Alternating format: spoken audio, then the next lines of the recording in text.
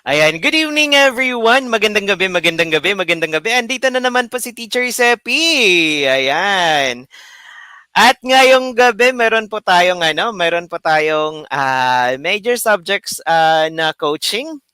Ayan, good evening everyone. Good evening. Pa-share po ako ng live po natin, teachers. Pa-share po ako ng live. Ayan, pa-share po ako ng live natin, teachers. Today is Wednesday, kaya major subjects yung ano natin ngayon. Major subjects. Ayan, pa-share pa ako teachers, pa-share pa ako ng live natin. Ayan, sige, sige, sige. Hello, good evening everyone. Good evening, good evening, good evening. Yes, Teacher Judith, Poligrates Boral. Ayan, did I say it right, teacher?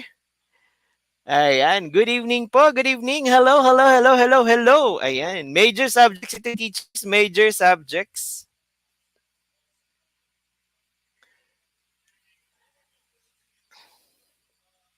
Ayan, sige. Ayan, 83 na tayo. Sige, pwede na siguro tayo. Ayan, turn over ka na po kayo kay Coach, kay Coach Clint. Isa po siya sa coach natin sa social science and top-notcher po siya. Ayan, sige. Without further ado, ayan, sige, Coach Clint, take it away po. Ayun. Hello po everyone. Hello everyone. Welcome sa ating um, May Social Studies major na review dito sa TCRC, sa Teacher Seppi Review Center. Ayan. Hello po everyone. Hello po Ma'am Judith. Hello Sir Arnold. Ayan. LPT na po kayo bukas. Let's manifest it. Kasi bukas na po ilalabas yung result. Hopefully bukas talaga. Okay. So, may I know po if saan po galing yung karamihan sa atin nanonood ngayon? Hello po, good evening, good evening. Okay, sige po. So we will now start our review. So before that, let me introduce first yung mga package po na ino-offer ni Teacher Seppi. Yung 700 pesos just for early bird promo. Ayan. Good evening po from Cagayan de Oro. Ayun, malapit-lapit lang pala tayo. Sultan Kudarat. Malapit lang po pala tayo. Okay, let us now start. So ano po ba yung subject natin ngayon? So we will now have our social studies major review. Ayun, meron din po palang sa Albay.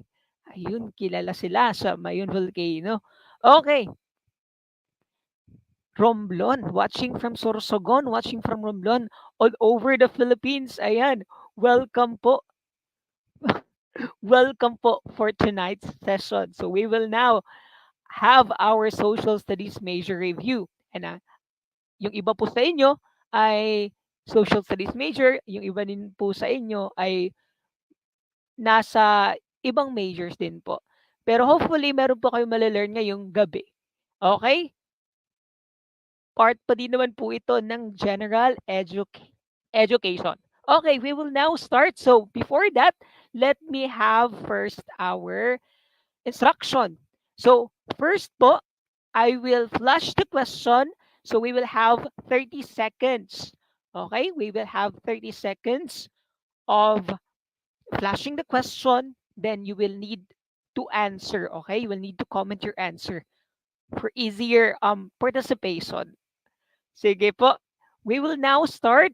So first question. Okay. Number one, intervening the dry and wet seasons in the Philippines are months from blank, known as the Philippine springtime, the most delightful season of the year. A. November to February. B. April to June. C. June to August. Or D. January to March.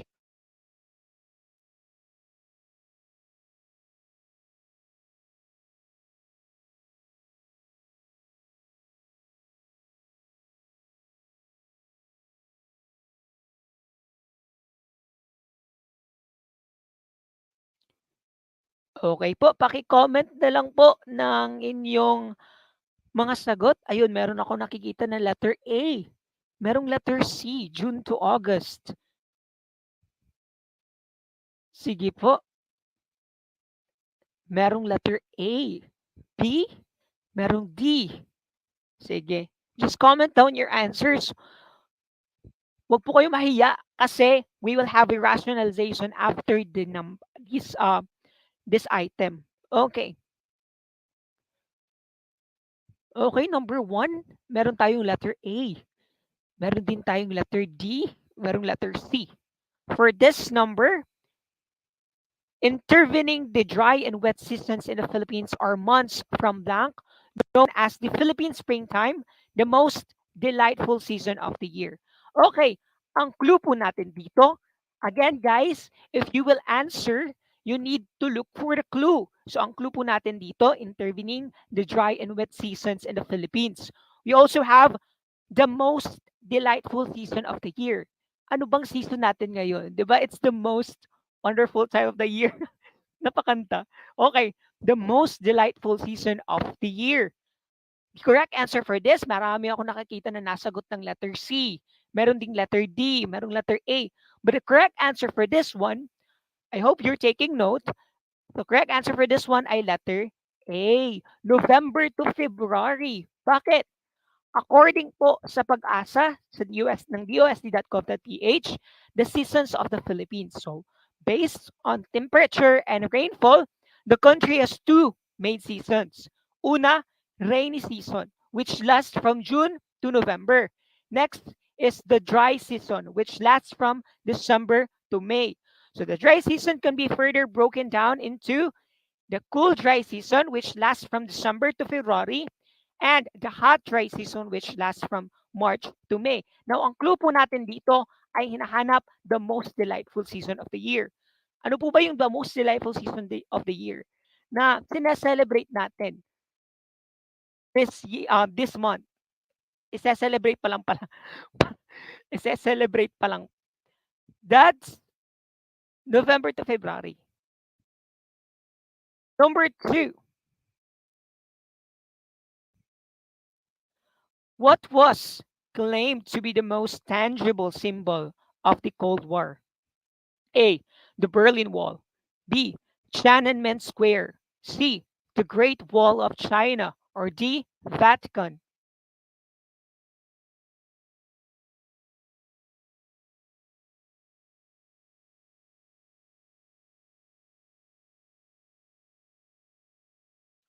All right, everyone, just comment down your answers. Wala pong magja-judge because we are still reviewing, okay? Feel free to answer. Okay, meron na ako nakikita na letter A. Merong letter A. Okay, most of the answers, letter A. So, alam nyo na po pala yung sagot. Or is it A po ba talaga? Sige, tingnan po natin. Sige, meron ako nakita na letter C, the Great Wall of China. Okay, again guys, tip lang. If ever kayo po ay sasagot ng question, especially sa social studies, or sa lahat po ng major, kailangan po nating hanapin yung clue. Okay? Huwag po kayong mahihiya kapag kayo sasagot ng board exam question. Huwag po kayong mahihiya na sulatan yung test questionnaire. Pwede pong sulatan yung test questionnaire. Pwede pong i-highlight. Alright? Sige po. What was claimed to be the most tangible symbol of the Cold War? Okay. Clue po natin, the most tangible, meaning nahahawakan or nakikita. The most tangible symbol of Cold War, that's letter, is it A? That's letter A. Correct. That's letter A, the Berlin Wall. Bakit? Ano po ba yung Berlin Wall? Now, yung Berlin Wall po ay ito po yung itinayo during Cold War. Bakit?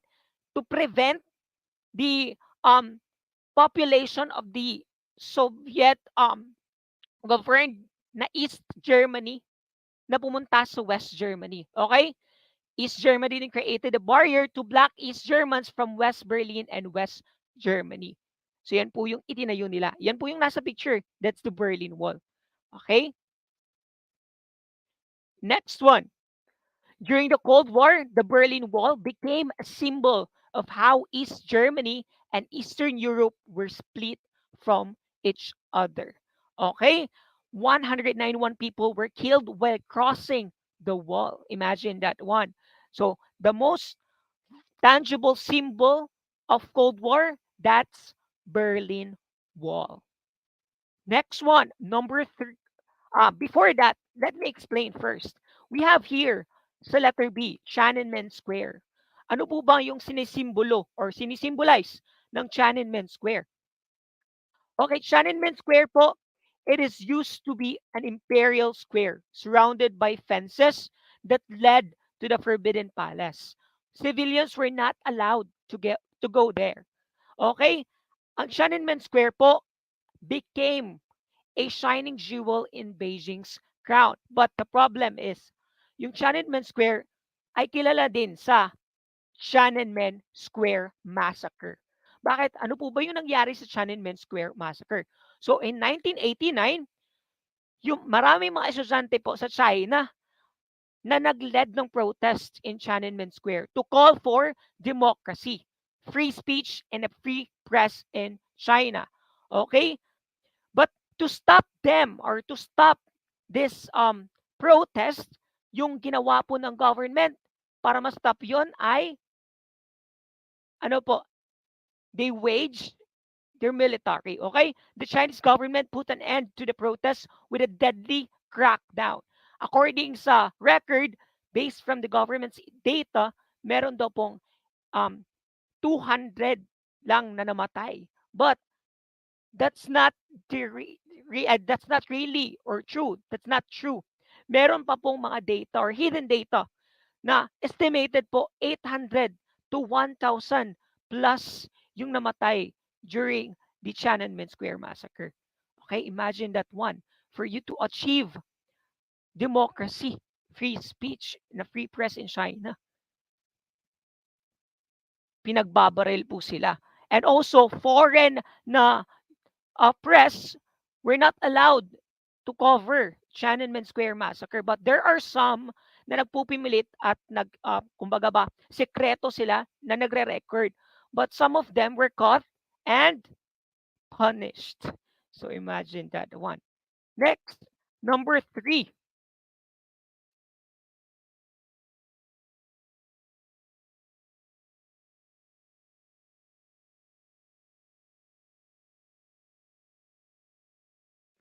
Okay, number 3. What activities can make significant improvements in students' communicative effectiveness and using the World Atlas and geography culture? And those students can build up written fluency. A. Case study method. B. Concept formation activities. C. Print-based activities. Or D. Online activities. Let me see your answers. Okay, merong letter B.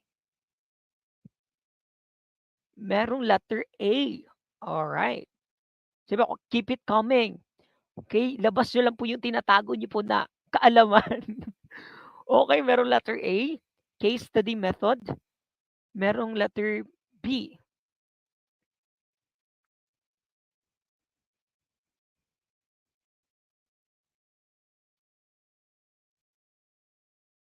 Sige.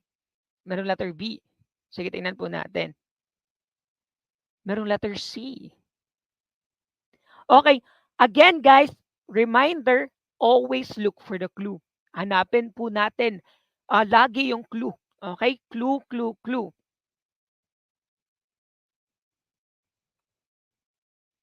Okay. Hanapin po natin yung clue. Huwag po kayong mahiya na sumagot. Okay, majority ng mga sagot letter A, case study method. Merong letter C, print-based method, activities rather. Merong letter B, concept formation activities. Okay, for this item, we have our clue. Activities can make significant improvements in students' communicative effectiveness using the World Atlas and Geography Culture. Okay, yan po yung inaanap natin. Siguro alam niyo naman po siguro yung term na World Atlas and Geography, right? So, ano po ba yung World Atlas? Okay? But first, let us find the answer for this item. For number 3, ang correct answer po ay letter, sige, ABC ba? The letter, that's letter C, print-based activities. Because what is World Atlas po? World Atlas ay isang libro or grupo ng mga libro kung saan meron po silang mga mapa in them. And also, indicated din po doon yung mga facts and stories about places they show. So there are a lot of different kinds of specialized atlases like road atlases and atlases of history. So based from that map, meron bang geography na makikita? Meron. All right? There are also information regarding population, location of natural resources, cultural and religious information, and political information na makikita sa World Atlas. So, ang hinahanap po natin dito yung print-based activities. Okay, number 4. What teaching strategy is best to use when you like to facilitate the use of matrix headings as a model to guide the formation of information? Letter A, the teacher must first distribute to the class a summary report or descriptive report. B, the teacher may provide a visual aid when possible to explain abstract concepts. C, the teacher may use a concept development strategy. Or D, the teacher may identify a concept for the observers. All right. For number 4, tingnan po natin yung mga sagot. May I see your answers po sa comment section? Okay, again, always look for the clue. Merong B. The teacher may provide a visual aid when possible to explain abstract concepts. Sige po. Siguro alam nyo naman po siguro yung term na matrix headings, right?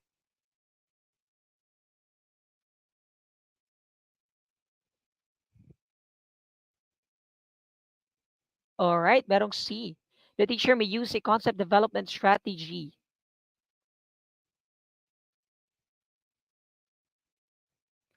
Okay, merong B.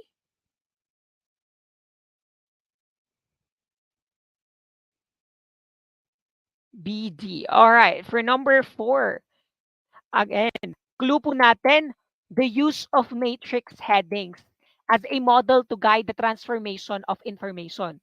All right? But again, hinahanap po natin kung ano po yung best strategy to use if you would like to facilitate the use of matrix headings. Di ba po, ang una pong gagawin ni teacher ay the teacher must first distribute to a class a summary report or descriptive report. So meaning po, ipa-flash muna ni teacher yung matrix headings for the students to analyze ano ba yung pinapakita ni teacher. Right? So, ipa-flash po muna niya yung matrix headings. Hindi ko po nalagay yung matrix headings dito. But I guess, makikita nyo naman po siya because matrix heading is like a table. Kumbaga, meron nakalagay dun sa ibabaw, like heading na summary of total sales, just like that. So, yan po yung matrix heading. So, the teacher must first distribute to the class rather, a summary report or descriptive report. Okay, number 5. What teaching technique is used when you select or create learning supports or an alternative of providing time to conduct research on the topic, problem, assertion, or question? This technique requires you to arrange the chairs so that there is a small circle for the student who will actively discuss and a large outer circle for the observers. A. Case study. B. Fishbowl. D. Dueling documents, or D. Online. Okay. Baka ma-confuse po kayo. Ito po mga questions ito ay from the past board exam questions. Alright? Ito po ay mula sa past board exam questions. Siguro po ay nako-confuse po kayo. Bakit merong mga Prof. Ed na namimik sa social studies? Again po, very broad po ang social studies. Okay, we have letter A. We have letter A. Majority ng mga sagot ay letter A. Okay, siguro alam nyo na po ito, right? Alright, sige. Clue po natin, yung hinahanap po ay ano daw po yung technique that requires you to arrange the chairs so that there is a small circle for the student who will actively discuss and a large outer circle for the observers. All right. 'Di ba po, itong teaching technique na ito ay ginagamit po for what? Alternative of providing time to conduct research on the topic, problem, assertion, or question. Now, ano po bang technique ito? Is it case study, fishbowl, dueling documents, or the online? The correct answer for this ay letter. All right, that's letter B. That's fishbowl. Bakit? Ano po ba ang fishbowl? Okay, fishbowl po. The fishbowl method is an interesting way to teach that gets people talking and sharing ideas. So as you can see po dito sa ating picture, a key part of using this method is coming up with an interesting question to get students interested in the discussion. This format is easy to change to fit any subject. Okay, sa nakikita po natin sa legend, blue po ay si teacher. Yung green po ay yung student volunteers at yung red po ay yung whole class. Now, hinahanap po natin to arrange the chairs so that there is a small circle for the students who will actively discuss and a large outer circle for the observers. Now, as you can see, yung red po yung observers, yung green naman po yung student volunteers na who will act kung sino po yung mag-a-actively discuss the topic. So that's fishbowl. Next, number 6. What strategy will you use to examine unique events, issues, or a pressing problem that can be real, fictional, or hypothetical? This strategy can also be used to describe the diverse group of people, cultures, ethnic groups, and languages.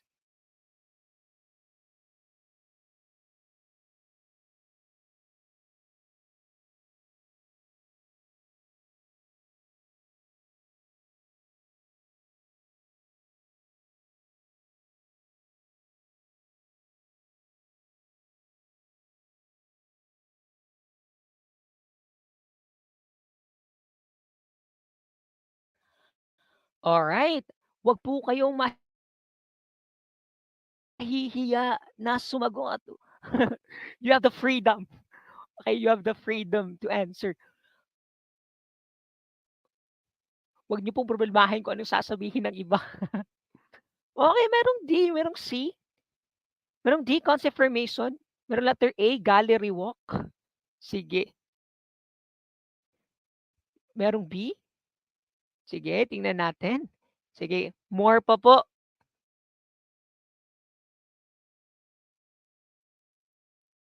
Sige. Merong C, but majority po talaga ng mga sagot ay letter C, right? Sige. Okay.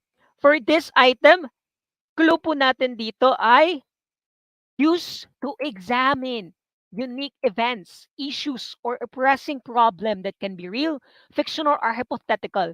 Okay? Strategy po ito kung saan you use to describe the driver's group of people, cultures, ethnic groups, and languages. Ano po ba to? That's letter C. That's the correct answer po, letter C. Bakit? Ano po ba yung case study? Di ba yung case study po is a research method that involves an in-depth na detailed analysis of a specific subject, such as person, group, event, or phenomenon. Okay. Next item. Number 7.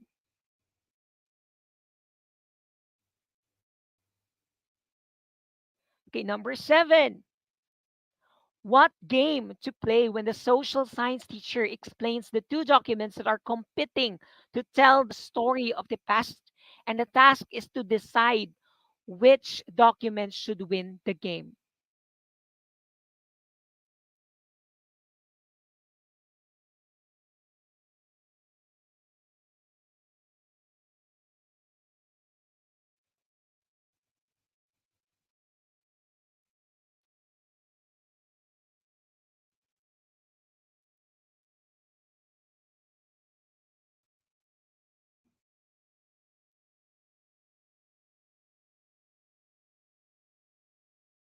Okay, meron natanong. Walang B. Ano po ba yung synaptic? Synaptic po is concerned with the synapse. I think, correct me if I'm wrong, it's concerned about the synapse na related din po sa nerve cells. Okay, for number 7, what game to play when social science? Majority ng mga sagot ay letter A, dueling documents. Meron letter C, gallery walk. Sige, tingnan natin. All right, for this item, we have clue. The social science teacher explained 2 documents. Okay, dyan pa lang, alam na natin kung ano yung sagot. 2 documents that are competing to tell the story of the past, and the task is to decide ano nga ba yung documents na dapat manalo sa laro. Okay? The correct answer for this one ay letter A, dueling documents. That's the correct answer because from 2 documents pa lang, alam na natin na pinagsasangka ito. Okay? That's letter A. Bakit? Ano ba ang dueling documents? Dueling documents po, according po sa University of Delaware, dueling documents, this strategy is affecting and helping students understand one reason why historians sometimes arrive at different conclusions about the past. Now, ano ba yung steps when using dueling documents sa activities po sa class? Okay, what are the steps? Una po, number 1, select a topic for exploration. For example, slave life. Number 2, gather 2 documents that offer competing descriptions of a person, event, institution, society, etc. For example, si document A former slave describes the experience of slavery. Document B, a former slave describes his or her life as a subject who exhibited agency and crafted moments of joy despite the evil of that existed. Number 3, jigsaw. Split the class into halves. Then number 4, have students read and analyze their document and read and analyze their document and discuss the following in their small groups. So what does this document suggest about the topic? Next, number 5, take students who analyze document A and pair them off with students who analyze document B. Number 6, eto na. Dito na natin makikita yung nasa question. Okay? Tell the students that they are now going to play a game of dueling documents. Explain that they have 2 documents that are competing to tell the story of the past. Their task is to decide which document should win the duel.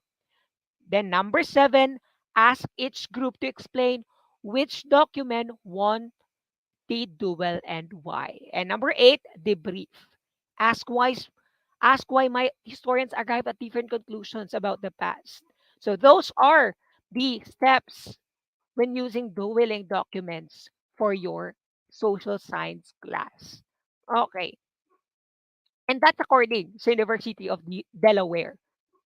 Number 8. Eto, feel ko tama kayo dito. Walang magkakamali. Kung magkamali man kayo, wala kayong jowa. Number 8. The Philippines lies on the blank, an area where many volcanoes are active. A. Rift Valley. B. Tectonic Zone. C. Ring of Fire. Or D. Epicenter. Sige, pag may nagkamali talaga, hindi kayo magkakajowa forever. Letter C, majority ng mga sagot.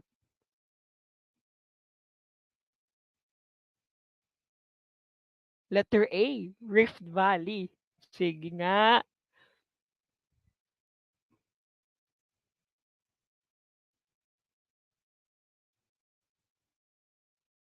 Alright, sige. I know na na-experience ito yesterday, di ba? Na-experience ito yesterday, if I may know. Pero hindi yung volcano ha. Pero yung iba po na phenomenon. Hindi po yung volcano. Letter D, epicenter. Sige. C. For this item, we have the Philippines lies on the blank. It is an area where many volcanoes are active.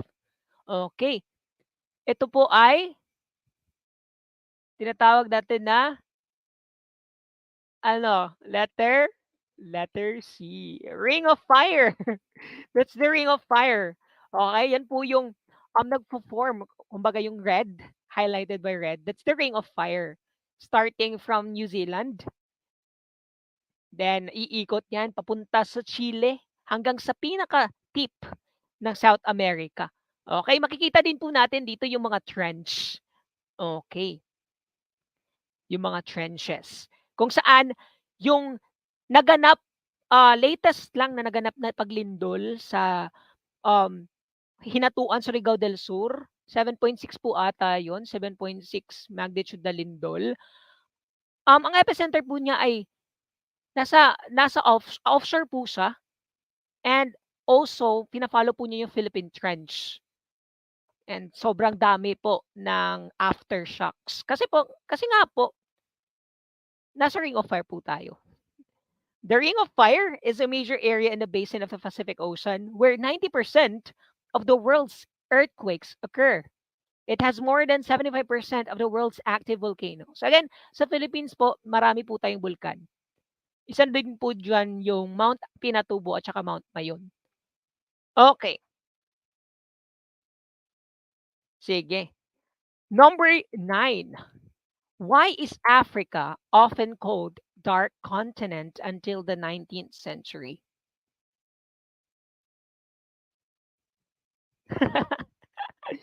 Congratulations sa mga tama. Magkakajowa na po kayo. Pero after 10 years. Why is Africa often called dark continent until the 19th century?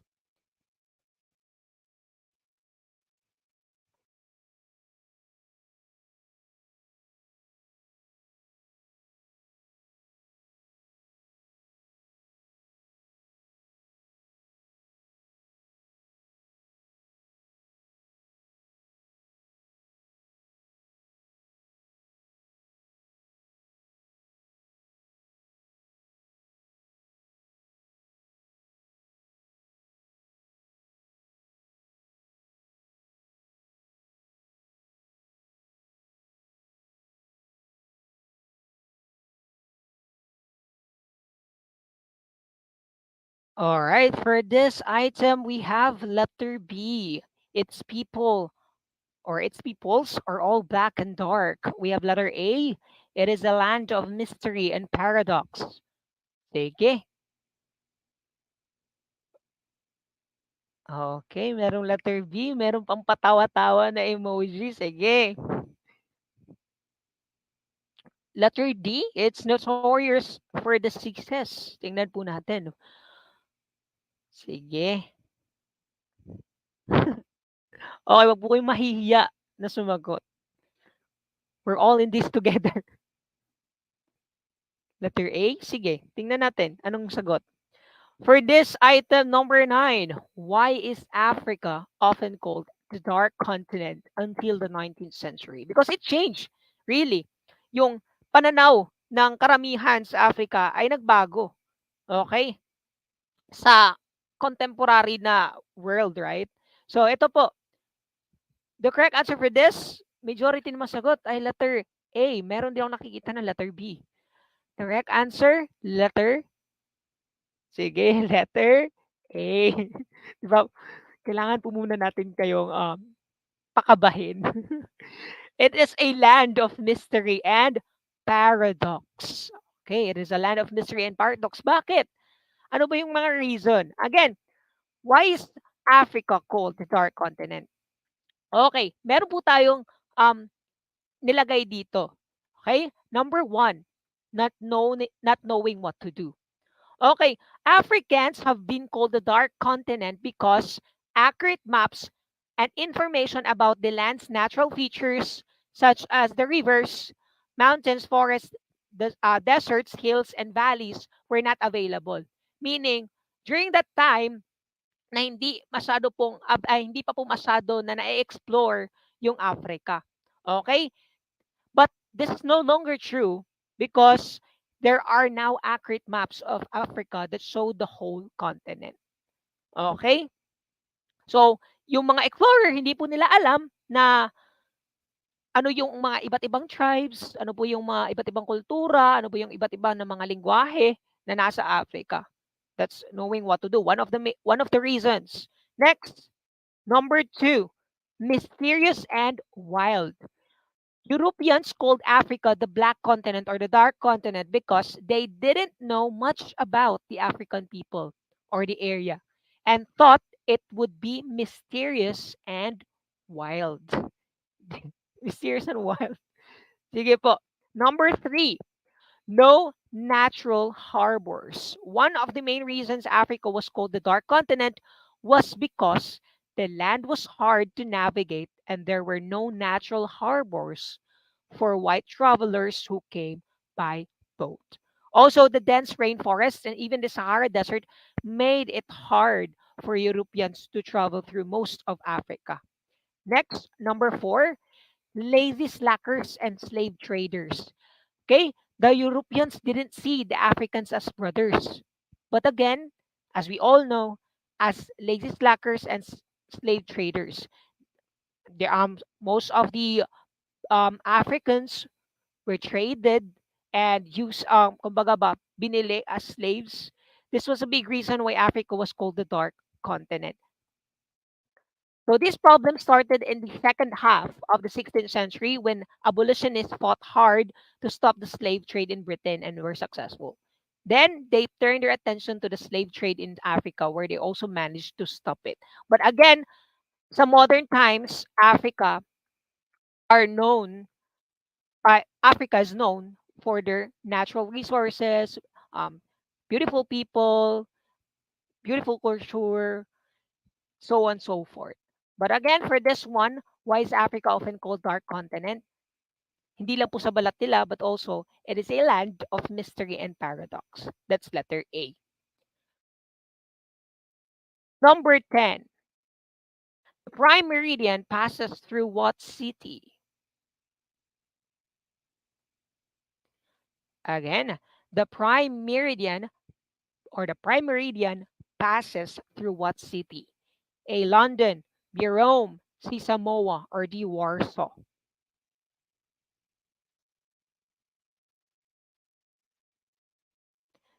Alright, sige.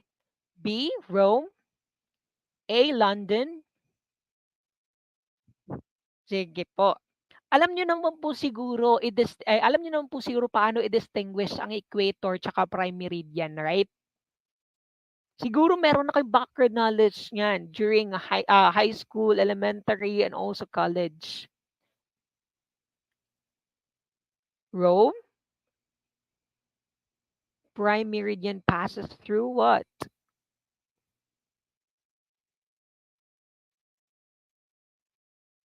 C. Samoa. Alright, sige, tingnan natin. The prime meridian passes through, the correct answer for this one ay letter A, London.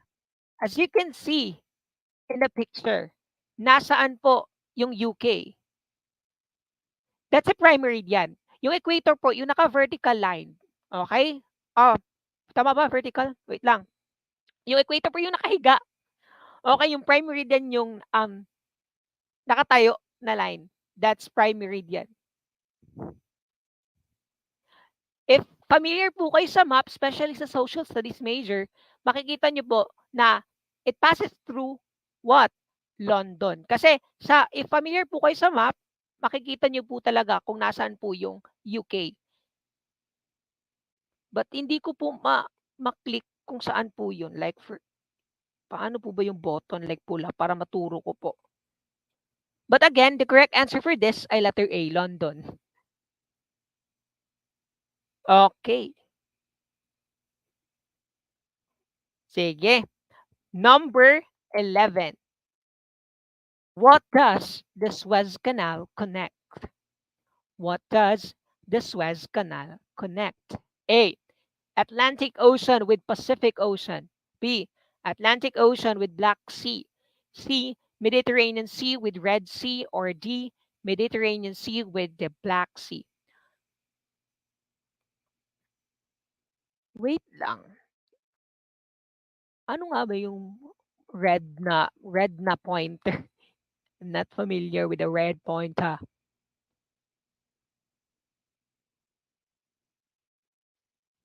Sige, we have letter A, Atlantic Ocean with the Pacific Ocean. We have letter C, Mediterranean Sea with the Red Sea.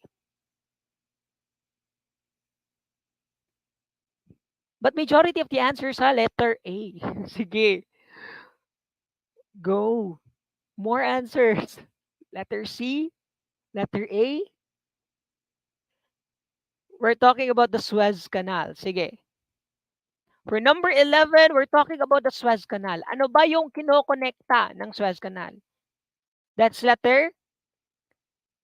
Ano naman kasi yun? That's letter C.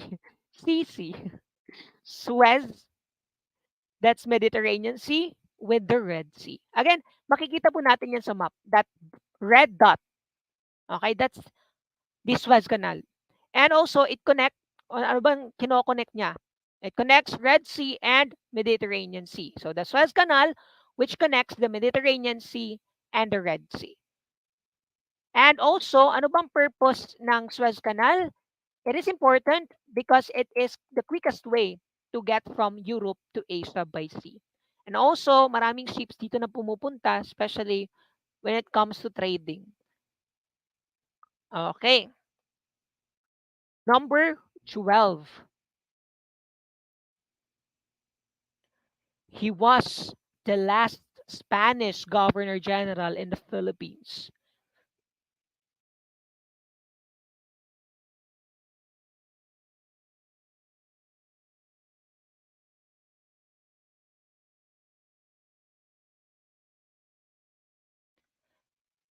He was the last Spanish Governor General in the Philippines.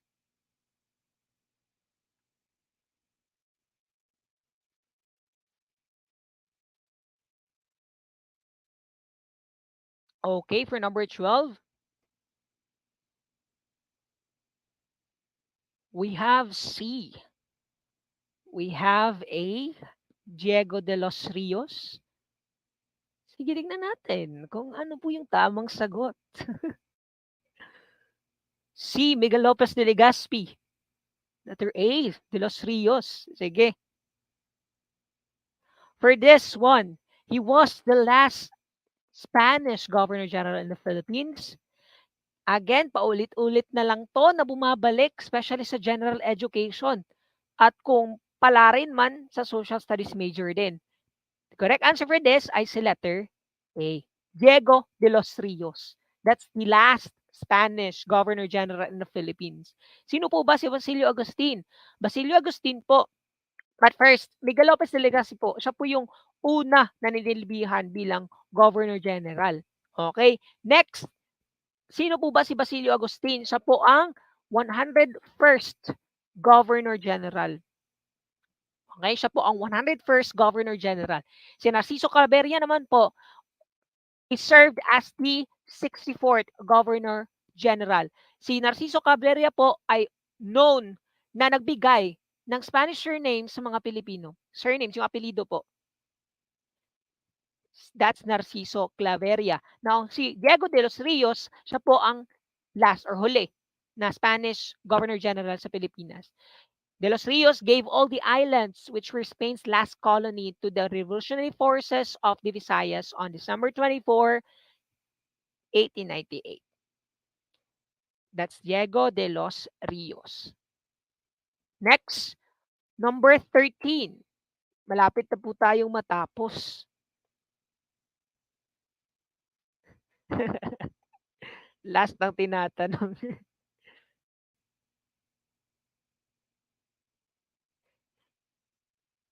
Kaya wag po kayong magkamali po talaga sa pagbasa ng question. Hanapin po lagi natin ang clue.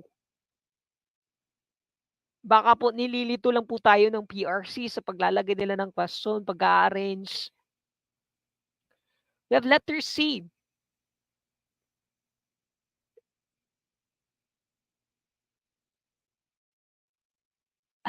Okay, majority naman sagot, letter C. Alam na po ninyo, you already know it. Sige, letter C.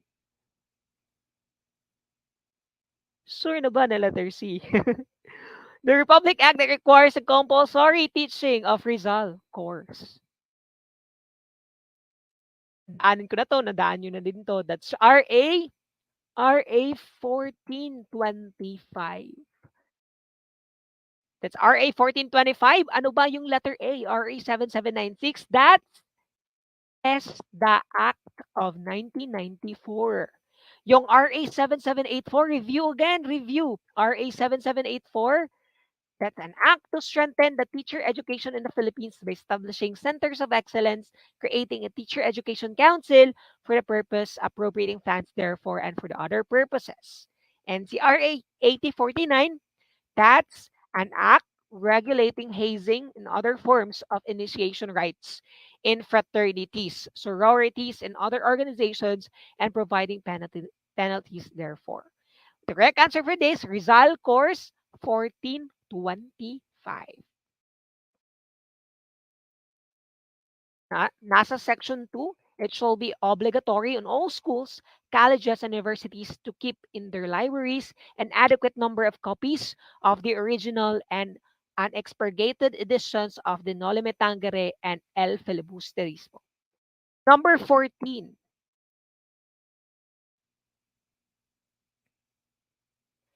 Sige, number 14. The principle of checks and balances is intended to maintain balance among executive, legislative, and judicial departments of the government, which one is a check on the executive department by the judiciary.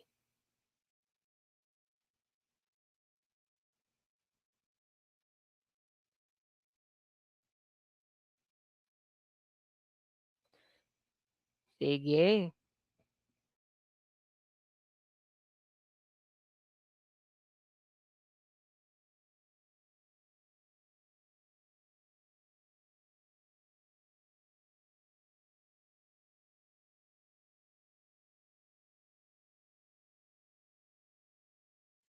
Okay, for number 14, we have C, declaring an act of the president unconstitutional. We have letter B, declaring a legislative measure unconstitutional. We have letter C. B, declaring a legislative measure unconstitutional. Sige, tingnan po natin. Ano po yung sagot dito for number 14? Nahanap nyo na po ba yung clue? Okay, for this item, we're looking for the clue. The principles of checks and balances. Again, divided po into 3 branches ang government natin. We have executive, legislative, and judicial. Now, they have the principle of checks and balance kung saan kailangan po nilang i-check ang each other. Okay, a check on the executive department by the judiciary. Yung hinahanap. Si executive department, i-check ni judiciary. So that's letter C, declaring an act of the president unconstitutional. Because again, what is the power of judiciary? They interpret the laws. Okay, first, we have judiciary here. According to Official Gazette of the Republic of the Philippines, the Constitution expressly grants the Supreme Court the power of judicial review as the power to declare a treaty, international or executive agreement, law, presidential decree, proclamation, order, instruction, ordinance, or regulation, unconstitutional. So, klarong-klaro po dyan na judiciary po. And that's a check of the on the executive by the judiciary. The executive naman po, composed of the president and vice president. So they have the power to appoint cabinet members, and they also have a large portion of the country's bureaucracy. Legislative department, sila po yung gumagawa, nag-a-alter at nag-repeal ng law. Nandyan po, under po sa legislative department, ang Senate and House of Representatives. Si Senate, ang upper house, si House of Representatives naman ang lower house. Number 15 and last number for today's video. Sige. Number 15, Corazon Aquino is to freedom constitution as Ferdinand Marcos is to blank. A. Subservience to America. B. Ties with Asian nations. C. New society. Or D. Filipino first policy.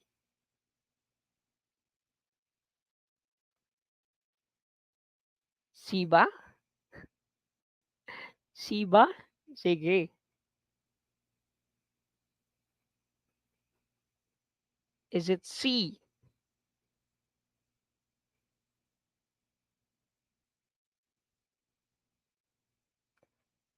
Alright, letter C, letter D. Sige, for this number, we have our clue. Ferdinand Marcos, yung hinahanap natin kung si Corazon Aquino ay kilala sa Freedom Constitution, si Ferdinand Marcos naman ay kilala sa, that's letter C, New Society. Bakit? Yung Filipino First Policy po ay inintroduce ni President Carlos P. Garcia kung saan pinapaboran po niya ang mga Pilipino. Okay? In terms of economic interest over American interests. Okay? Filipino First Policy. Laging una mga Pinoy or mga Pilipino. Ang Freedom Constitution naman po, it's signed Proclamation number 3 series of 1986 on March 25, 1986. So this created a provisional constitution that kept some parts of the 1973 Constitution in place while a constitutional commission wrote a new charter within 60 days of the proclamation. So ang tawag po dito ay it's a provisional constitution, tawag Freedom Constitution of 1986. And yung New Society po, according po sa JC History and also an excerpt from Southeast Asia Historical Encyclopedia from Angkor Wat to East Timor, yung formation po ng New Society. Now, bakit po siya ginawa? To establish a new society in the sense that it would be rid of the old society's ills, such as graft and corruption, indiscipline, lack of respect for authority. And also, ang ideology po niya ay, it is the dream of every Filipino that aspires for progress and modernization. Kaya tinatawag po na bagong lipunan or the new society. It's was advocated rather by Marcos Sr. It's to pursue economic modernization and legitimize his rule. So, thank you so much. Again, thank you so much for listening for today's discussion. So, again, I will... Sige po. Wait lang, hindi ko maklik. Sige. So, again, advertisement po muna. We have 700 po for early bird promo para sa ating Prof-Ed and Gen-Ed coaching. So, you can also avail top-notch package po ang tawag po dyan. So, take it away po, sir. Okay. Ayan. Thank you so much, Coach. Thank you so much po. Ayan. Hello, teachers. Good evening po ulit. Now, let's wait for Coach Dom at 8 p.m. Siya po ang mag-coach ng science, General Science naman po mamayang 8 p.m. po. Wait na lang po natin, okay? Ayan.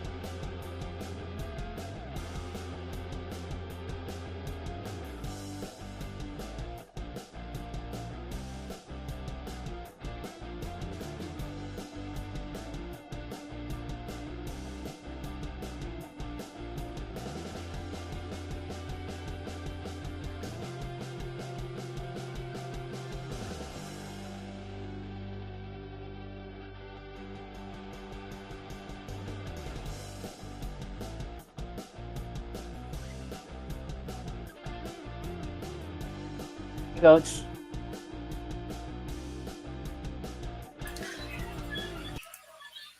Ayan, good evening coach, good evening po, good Good evening. evening. Good evening. Ayan, okay po. Ayan, kakatapos lang po ni Coach Clint for Social Science and tonight, si Coach Dong naman po teachers yung mag-handle sa inyo for General Science naman po. Ayan, sige po Coach, pa-share po ng materials po.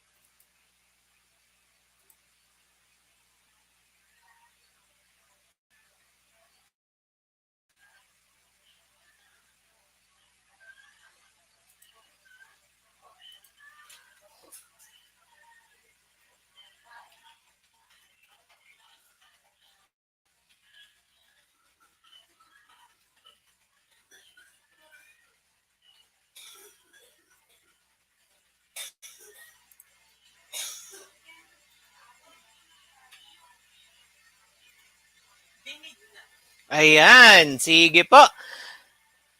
Ayan. So, for tonight, ano na naman tayo, teachers? For General Science tayo with Coach Dom. Ayan, Coach Dom, take it away po para sa ano natin for 8 to 9 p.m.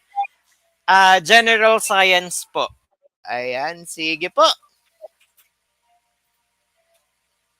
Okay, thank you po, Coach. Thank you po.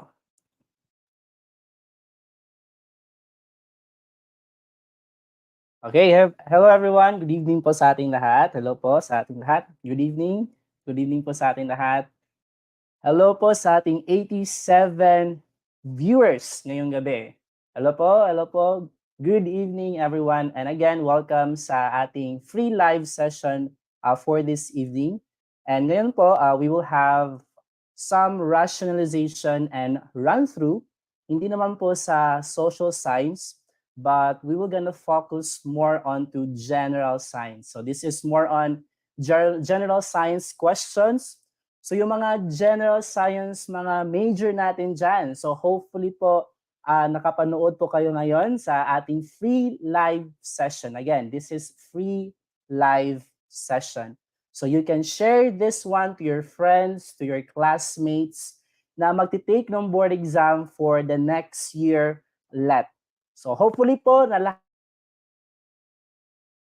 lahat po kayo dito guys is makakapanood.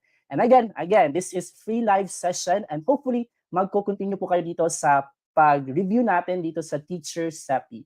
Okay, before po tayo mag-start, I would like to introduce myself. Okay, welcome po sa ating free live session and my name is Sir Dom Bacalsutan and I will be your general science lecturer for this evening. So we will have only 15 questions.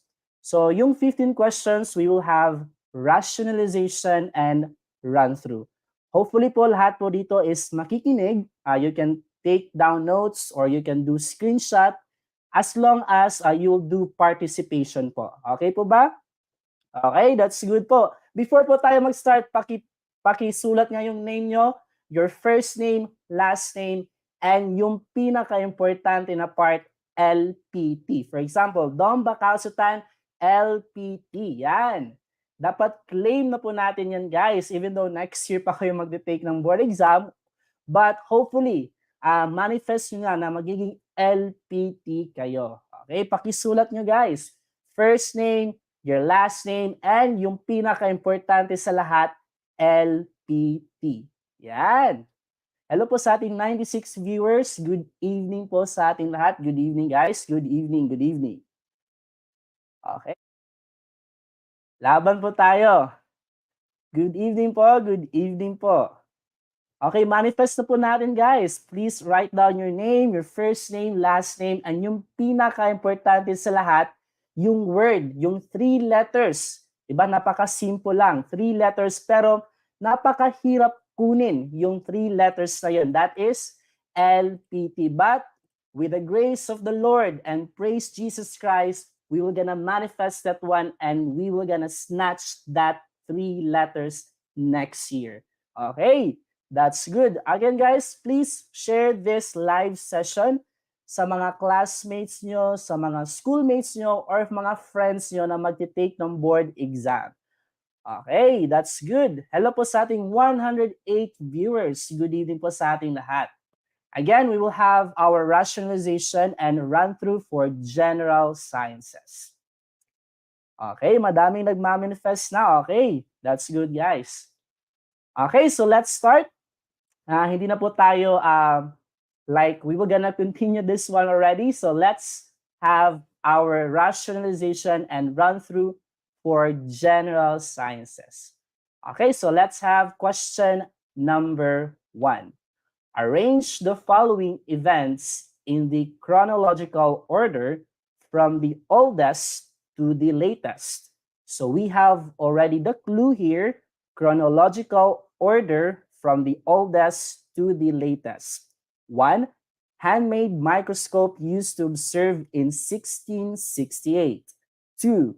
Pasteurization process developed in 1887. 3. Antiseptic surgery introduced in 1889. A. 1, 2, 3. B. 2, 3, 1. C. 1, 3, 2.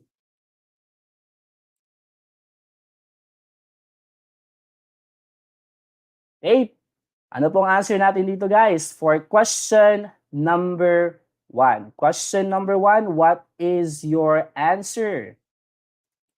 Is it letter A, B, or C? So tatlo lang yung option natin.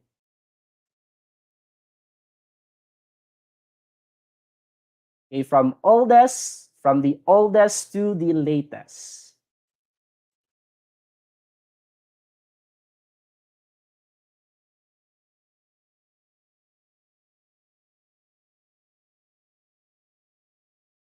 Ito yung mga common na lumalabas sa board exam, especially sa general sciences. Kasi alam ng mga PRC, baka yung mga general science major, baka nalimutan na nila yung mga events. So gagawin nila yung mga ganitong klaseng STEM.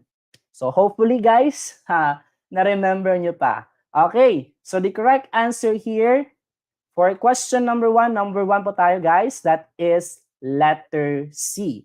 That is 1, 3, and 2. So yung pinakauna talaga dito is we have the handmade microscope used to observe in 1668. Especially that Anton van Leeuwenhoek is the first one who used this microscope. Yung mga animal cues, if you still remember that one. Second, we have the antiseptic surgery introduced in 1889. And the last one is yung pasteurization process developed in 1887. So this is the latest, that is first 1887, 1889, 1668. Okay, now next question. Question number 2. Compounds with the same chemical formula but with different structural formula are called A. Polymer, B. Double-stranded, C. Isomer, or letter D. Helices. Ano po answer natin dito? Same chemical formula but with different structural formula.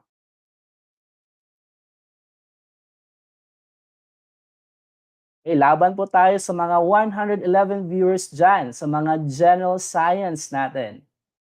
Mga future teachers.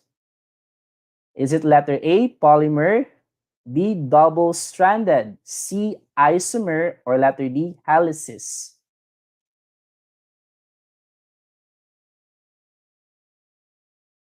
Ano po answer natin dito, guys?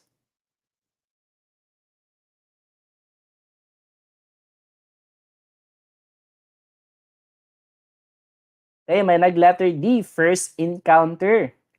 Okay, may naka-first encounter ng ganitong question. Eh, how about yung iba? Huwag kayong mahiya.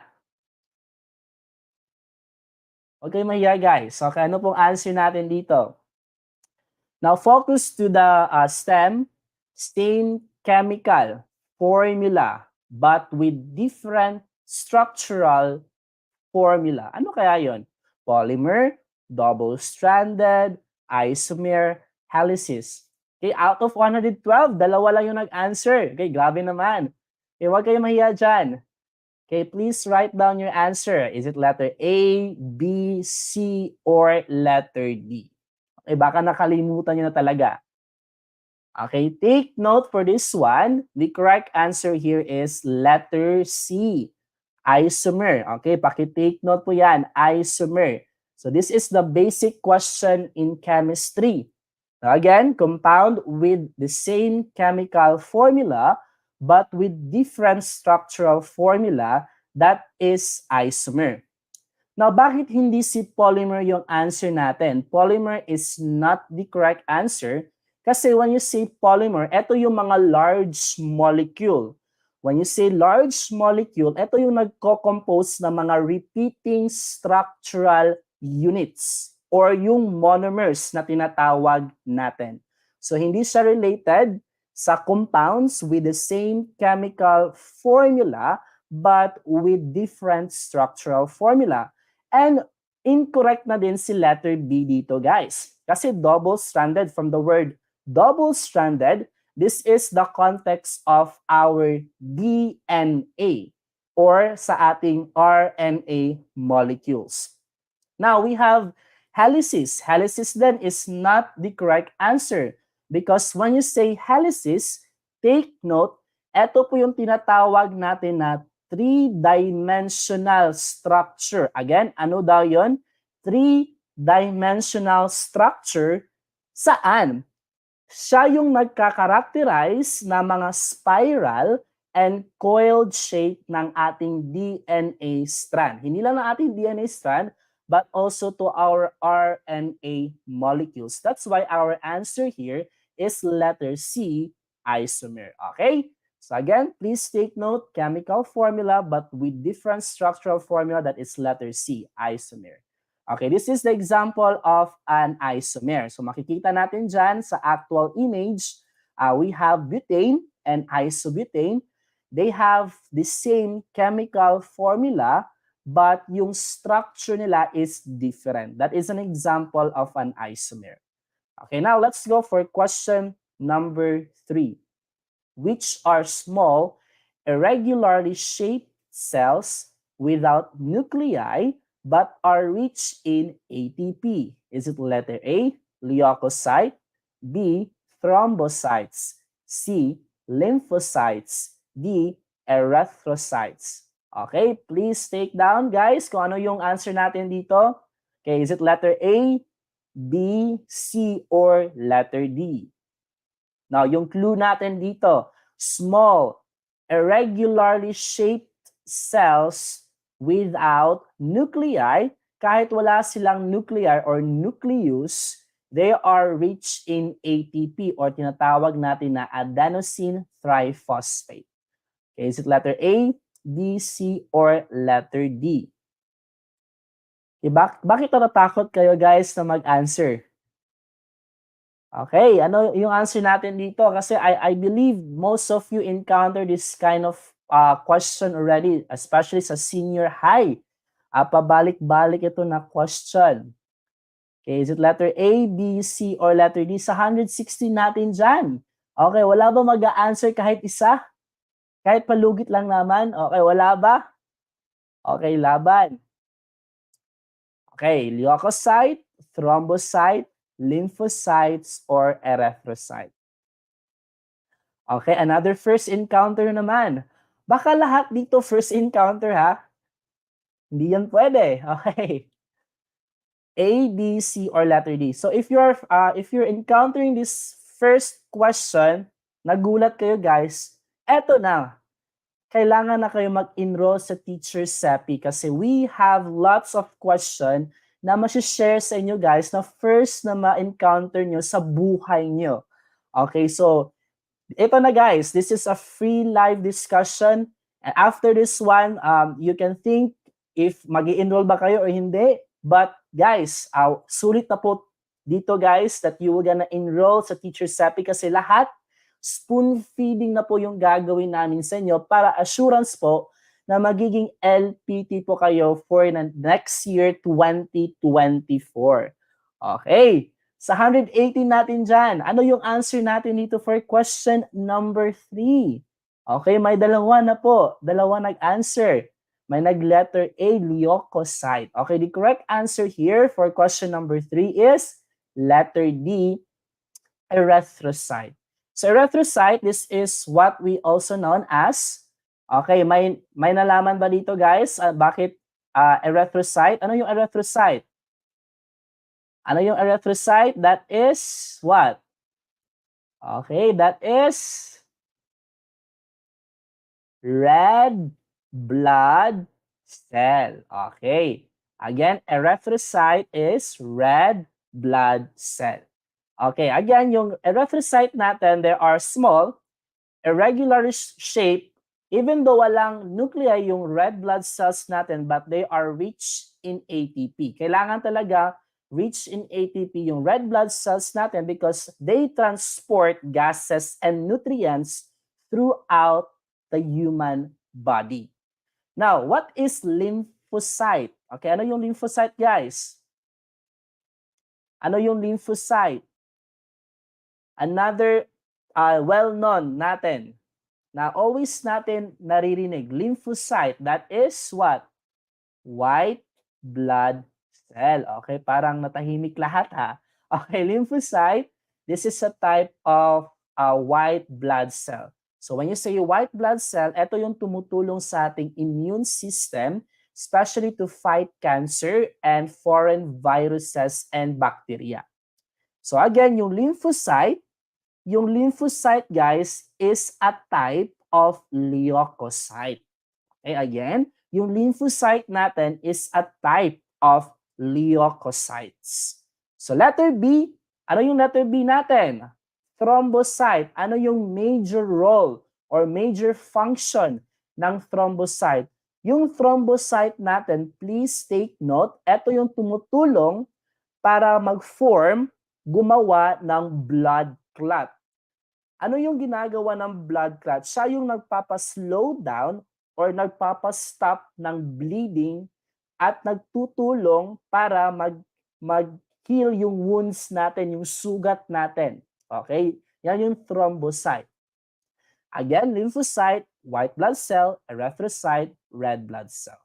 Yung lymphocyte natin is a type of leukocyte. Again, rich in ATP, that is erythrocyte.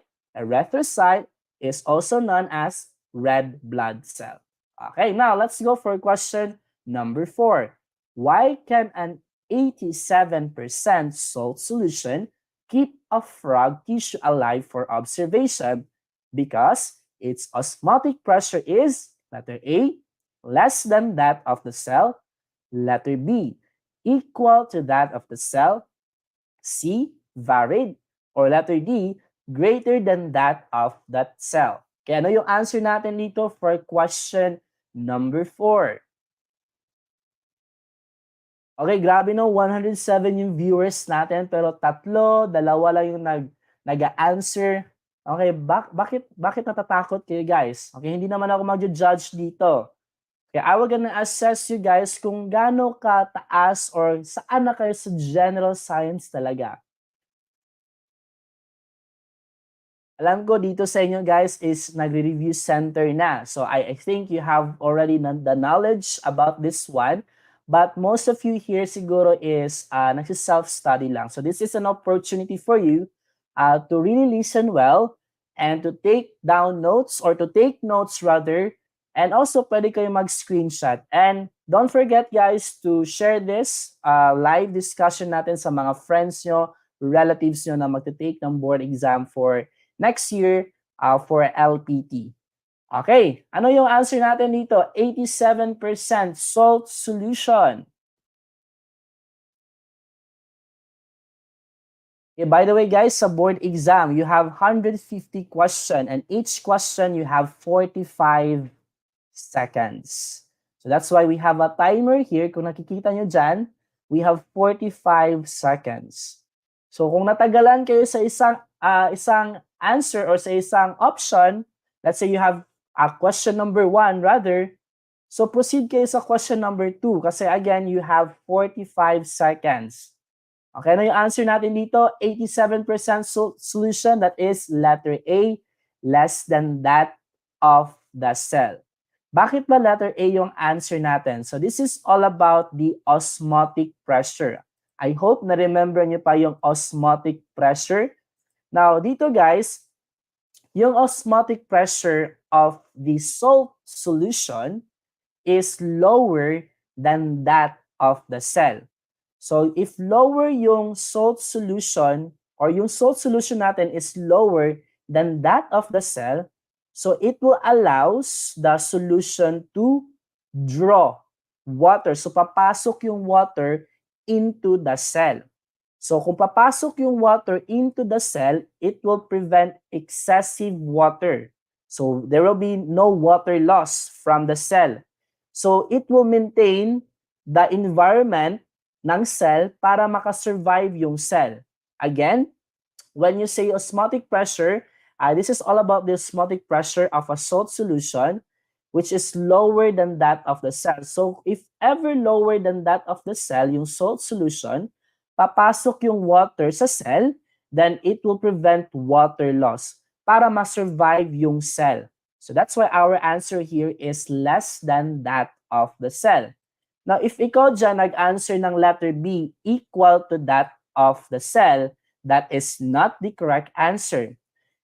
Kasi if yung osmotic pressure of the salt solution were equal, again, were equal to that of the cell, so there is no net movement of water. So when you say equal, that is what we know as isotonic. Okay, that is what we know as isotonic. So that is not the correct answer. Now, when you say greater than that of the cell, this is not the correct answer. Kasi yung osmotic pressure natin sa salt solution is greater than that of the cell. So kung greater yung salt solution, ano yung mangyayari? Yung water na nasa loob sa cell lalabas. So there is what we know as dehydration. So there will be a damaging of the cell or the tissue. Ang tawag natin dyan, greater than that of the cell, which is what we know as, if you really heard this one 100 times, 1,000 times, this is what we know as hypertonic solution.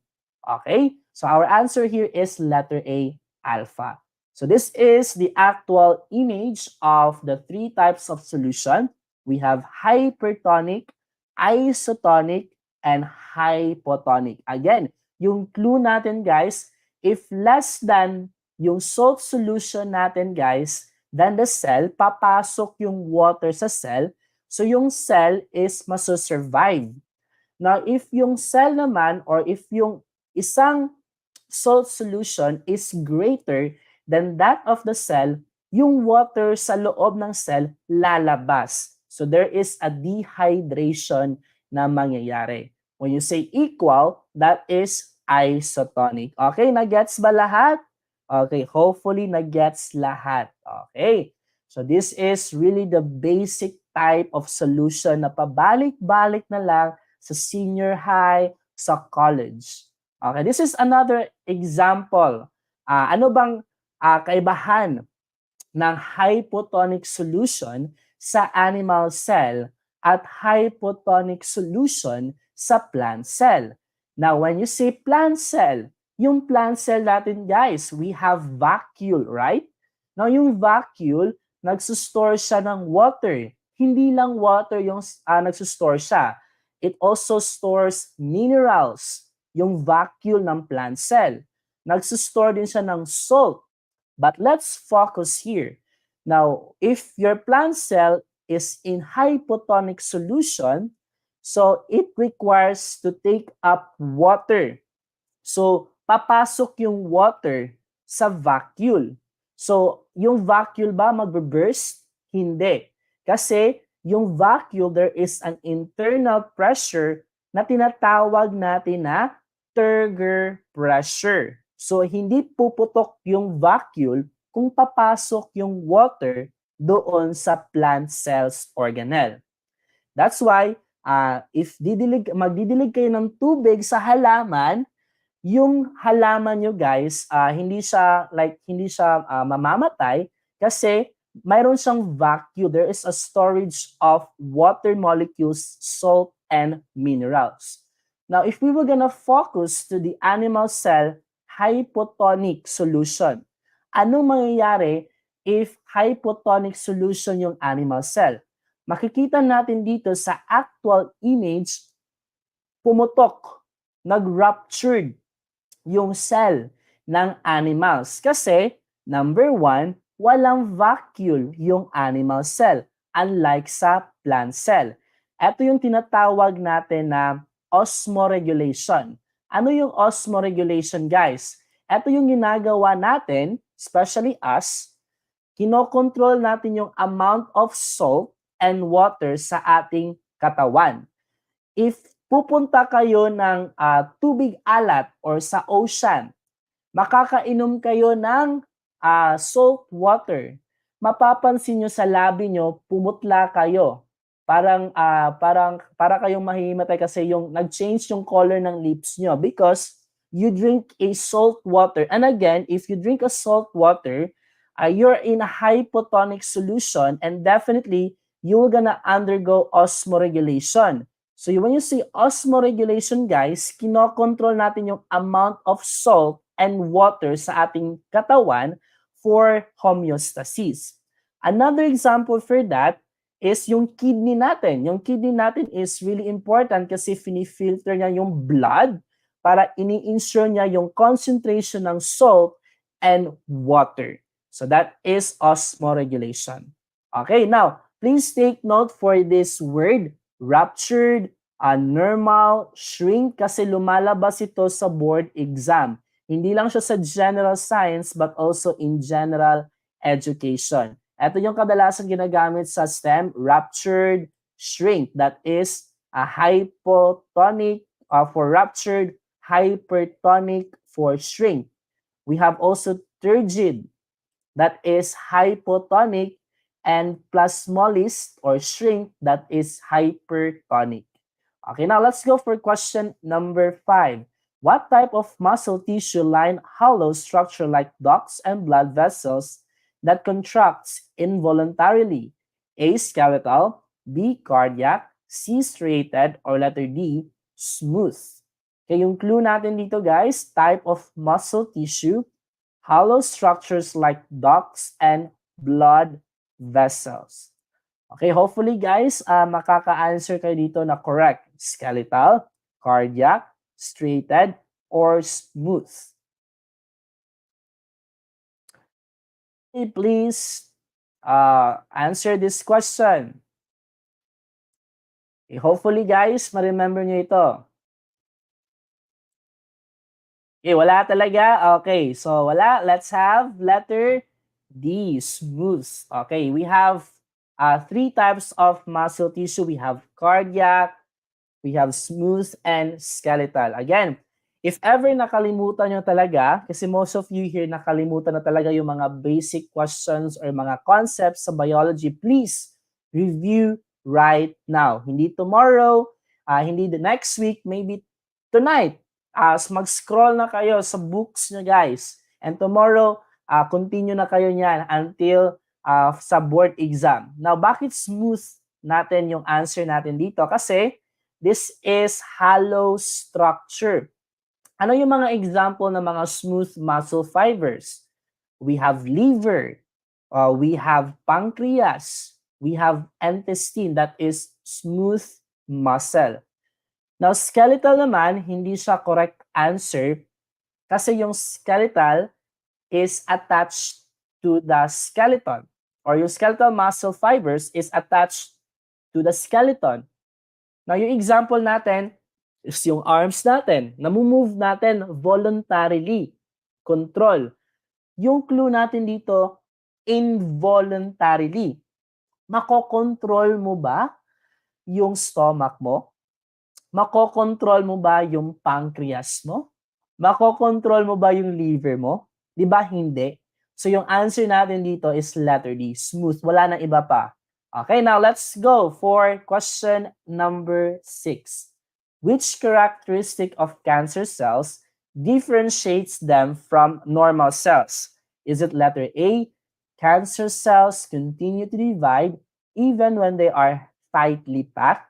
Letter B, cancer cells are unable to synthesize DNA. Letter C, cancer cells undergo indirect cell division.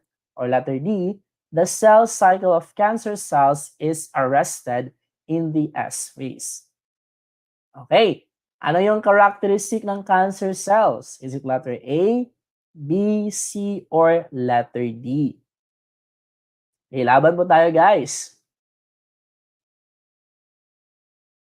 Ay, gutom na guys, gutom na. Nakapag-dinner na ba lahat dito? Kaya ano yung answer natin? A, B, C, or letter D?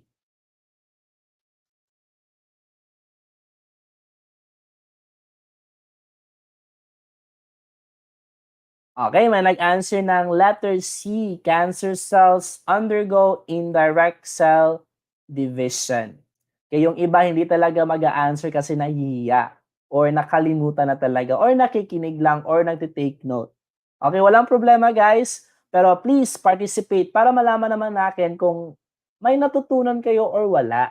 Okay, yan yung pinaka-importante. Kasi gusto ko makita if may natutunan ba kayo. Okay. Okay, may dalawang nag-answer ng letter C but the correct answer here is letter A. Cancer cells continue to divide even when they are tightly packed. Okay, ito yung tamang answer natin kasi when you say cancer cells, okay, there is a characteristic of normal cells that prevent from dividing when in close contact with a neighboring cells. Kasi we have neighboring cells. So yung cancer cells, ini-ignore niya yung inhibition. So mangyayari there is a division or there is still dividing of cells uncontrollably. So hindi mo makokontrol or hindi niya masastop yung pag-divide ng mga cells. And that case, it will gonna tightly pack and there is a cancer cells na mafo-form or tinatawag natin na tumor or tumor sa another word pa or tumor sa the way natin pagsalita. So that is our answer. Cancer cells continue to divide even when they are tightly packed. Si letter C naman, this is incorrect. Cells undergo indirect cell division. This is not accurate kasi yung cancer cells, they undergo direct cell division. This is also similar to normal cell. Similar lang sila sa normal cell. So yung process ng cell division in cancer cell is often characterized by uncontrolled proliferation, ang tawag dyan. So this is uncontrolled proliferation.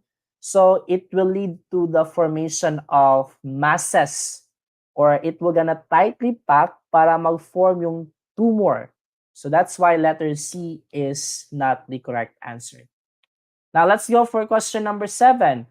A leaf could be identified either as dicot or monocot by, is it letter A, pressing whether soft or hard, B, looking at the shape and size, C, examining venation, or letter D, looking at the stomata?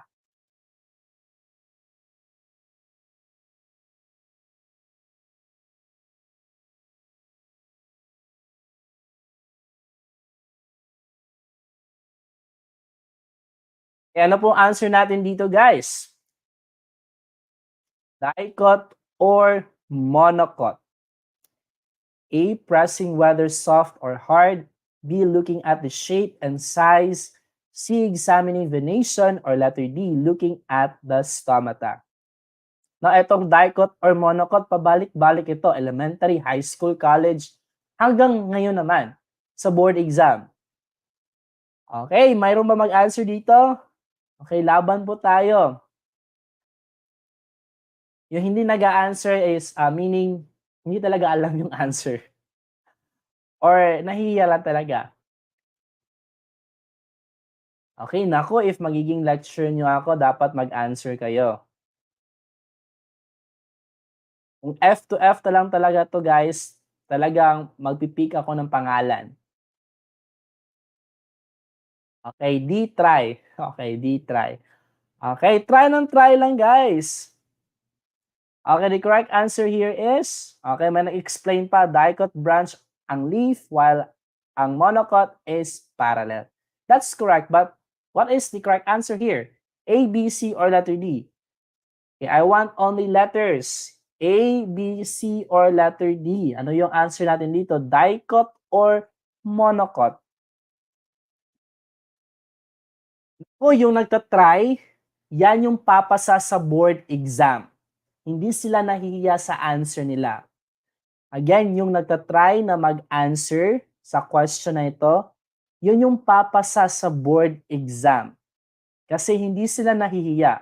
Bakit kayo mahihiya? Okay, huwag kayo mahiya. Okay, may 4 na nag-answer. Yan, huwag kayo mahiya guys. Yung nag-answer papasa, magiging top-notcher sa board exam sa LEP. Yan, by God's grace. Okay, the correct answer here is, yan ang answer natin dito. Letter C. Examining the nation. Okay, ito yung correct answer natin. Always tayo lumalabas sa bahay. Okay, always tayo nakakita ng mga plants, mga leaf, pero hindi natin pinapansin. Kagaya ng crush natin, hindi natin sila pinapansin. Dapat pansinin natin sila guys para maka-answer tayo sa board exam. Okay, examining venation. Bakit ito yung correct answer natin? If ever may mangga kayo sa bahay or bayabas or ano bang yung mga plants na nandyan? Okay, so you need to check kung dicot ba or monocot yan by looking to its venation. Ito yung example natin guys. Monocot and dicot. So, let's look to the leaf venation. So, may nagsabi kanina yung monocot is parallel. That's correct. And may nagsabi din na dicot is net-like veins. Especially yung mango tree.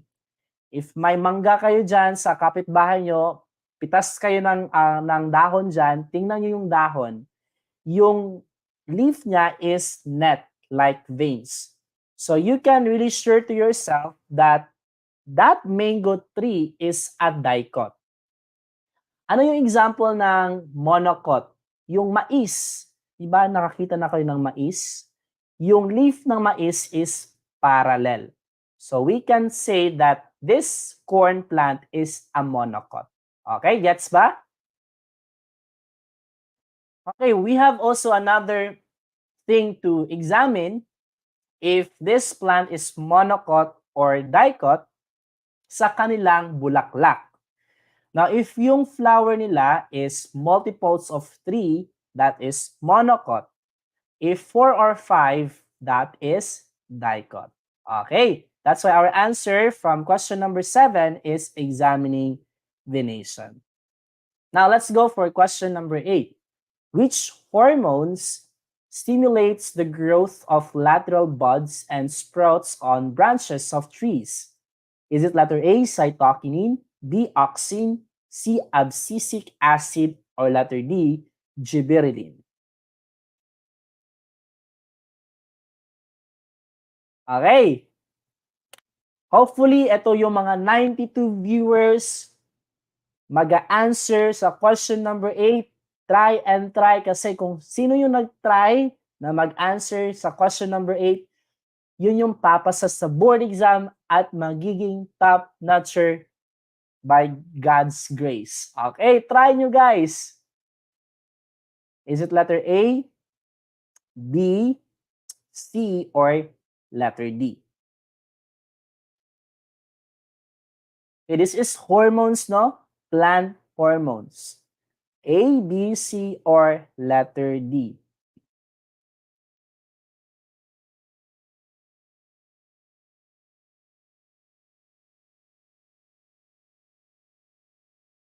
Okay, laban po tayo, laban. Okay, may nag-letter A, Bismillah, Bismillah, okay. A, B, C, or letter D? Okay. Okay, mag-A na lang din ako kasi nag-A sila lahat.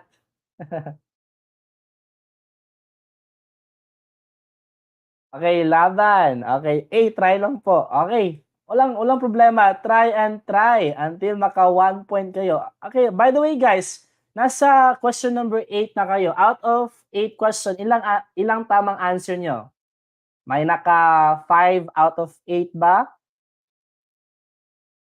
Ay naka 8 out of 8 ba?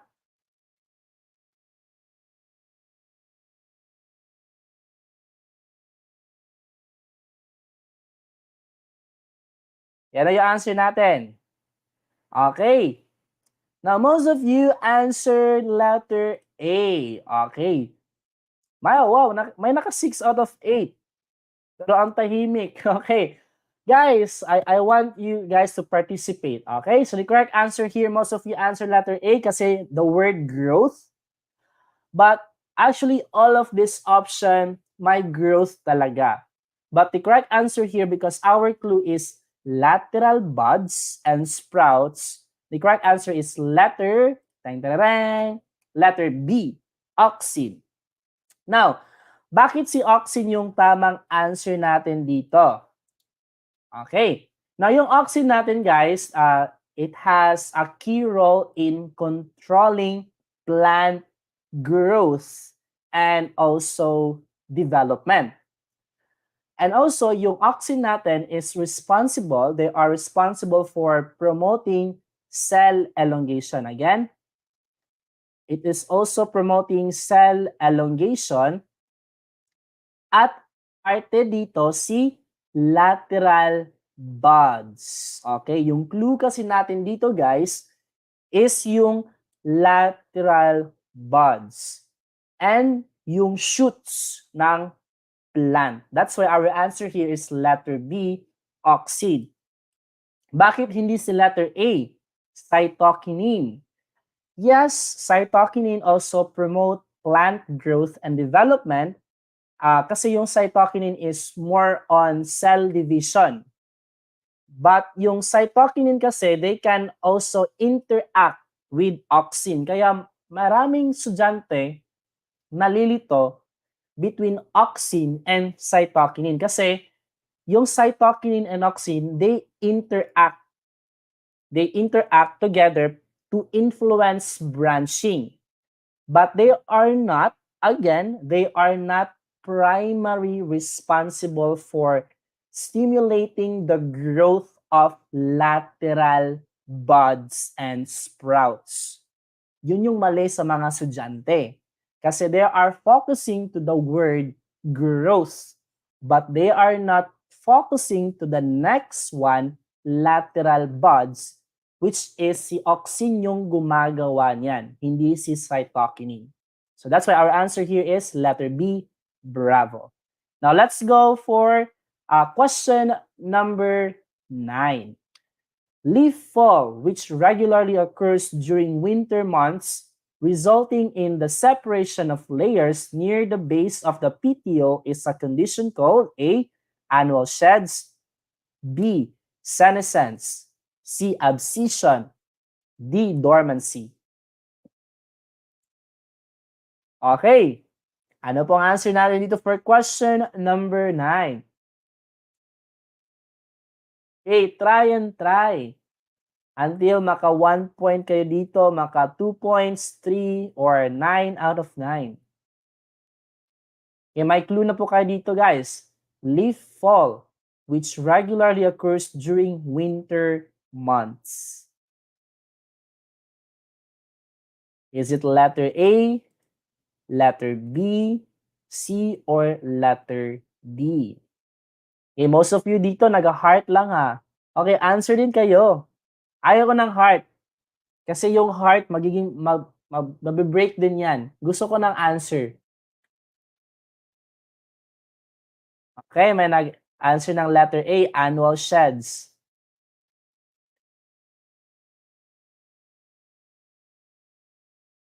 How about yung iba? Sana kayo, guys? Okay, may dalawa na. Okay, laban. Okay, try guys. Kasi hindi natin alam guys. Baka magiging top notcher kayo. Okay. Laban po tayo dito.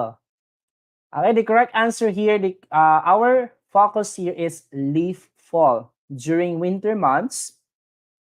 The correct answer here is letter C, abscission. Charlie. Okay.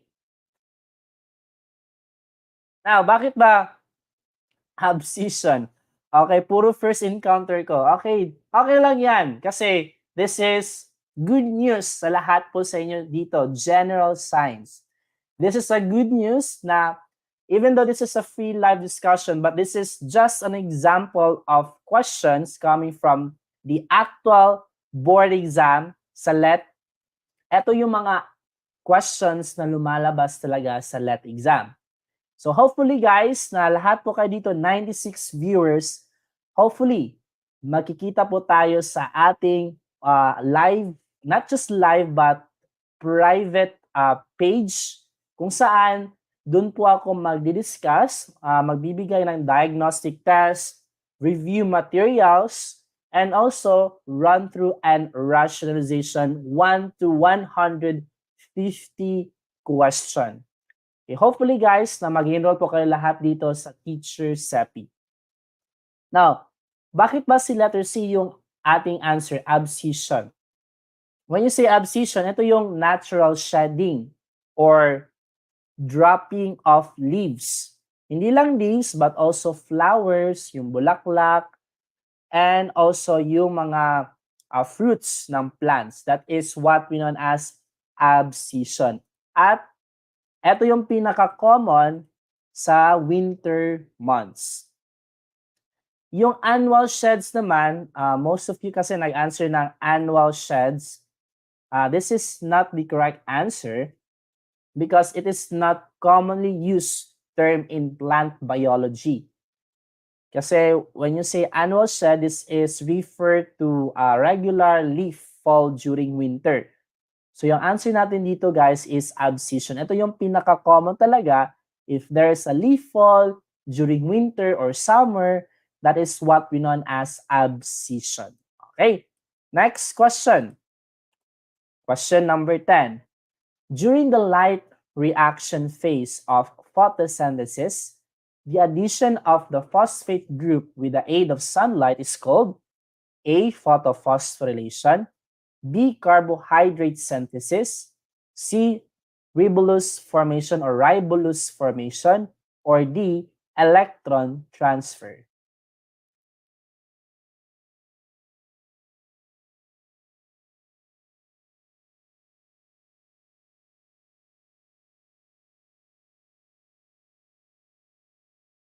Yan yung napakagandang comment. Ligwak pero natuto at di nahihiya sumagot kahit mali lang.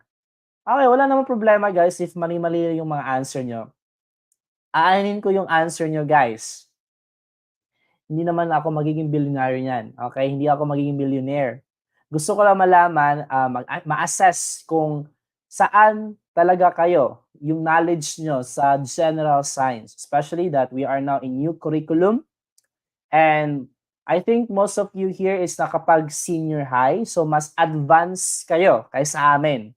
So we are expecting, or maybe I'm expecting that you already encountered this kind of questions, especially sa senior high school nyo, and even your college years. Okay, most of you answered letter A, and that's the correct answer. That is photophosphorylation. Okay, Most of you got the correct answer. Okay, palakpakan. Okay, that's good. So this is the correct term for the process of adding. Kasi you're adding a phosphate group with the aid of light. So kasi in the light reaction of photosynthesis, yung energy coming from the sunlight, gagamitin siya to phosphorylate ADP. Yung ADP, tinatawag natin na adenosine diphosphate para makabuo ng ATP, yung adenosine triphosphate. So yung tawag natin dyan is photophosphorylation. Question number 11. Who experimented on the gas released during photosynthesis and what gas did he find out? A. Robert Mayer, nitrogen. B. John Helmont, oxygen. C. Joseph Priestley, oxygen. D. Jean Senibier, hydrogen.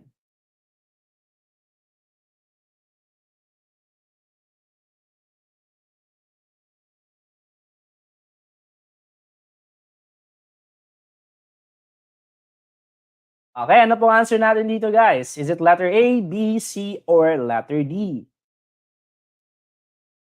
Experimented on the gas released during photosynthesis.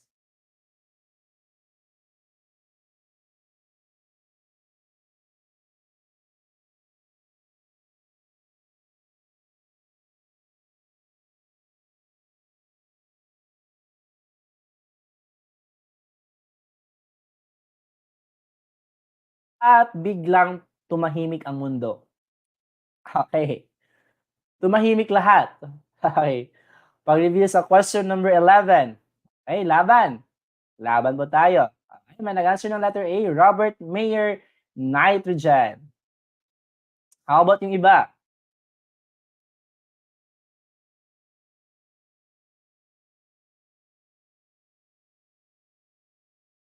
Okay, the correct answer here is letter, okay, that is letter C, Joseph Priestley, oxygen. So he experimented on the gas released during photosynthesis, and that is the oxygen. Si Robert Mayer, he is a physicist. So si Robert Mayer is a physicist or physician. And mas kilala siya sa kanyang ginawa na or sa trabaho niya, yung conservation on energy. However, si Robert Mayer, hindi po siya, he is not associated with the discovery of the gas released during photosynthesis.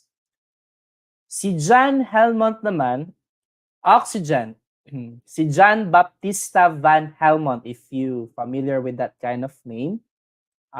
Basically, John Baptista van Helmont more focused on plant growth. See, nagfo-focus siya sa plant growth and hindi din siya yung nag-credit sa discovery of the gas. Si letter D naman, si Jean Senibier, he conducted most of his research, or her research rather, sa plant physiology. So more on research ito si Jean Senibier. And in that kind of work na ginawa niya, he is more known for contributing for understanding the role of carbon dioxide in the photosynthesis. So tumulong din siya bakit may carbon dioxide sa photosynthesis. So the correct answer here is letter C, Joseph Priestley, oxygen. Okay, now let's go for question number 12. By what type of process does a severed portion of a starfish grow into a full starfish? A, through sex cells. B, bud formation. C, vegetative propagation. Or D, regeneration. Okay, hello po, Ma'am Leia Marquez Dalingay. Welcome po sa ating live free discussion sa general science.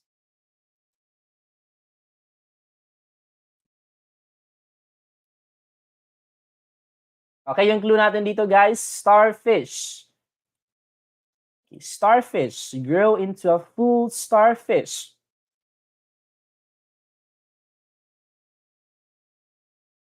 Through sex cell or sex cells, bud formation, vegetative propagation, or letter D, regeneration.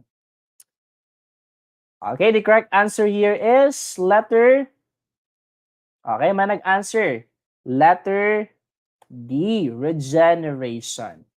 Okay, yung regeneration guys, ito yung natural process or replacing, take note, replacing or restoring damage.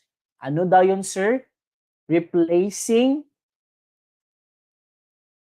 or restoring. Yan yung tinatawag natin na regeneration.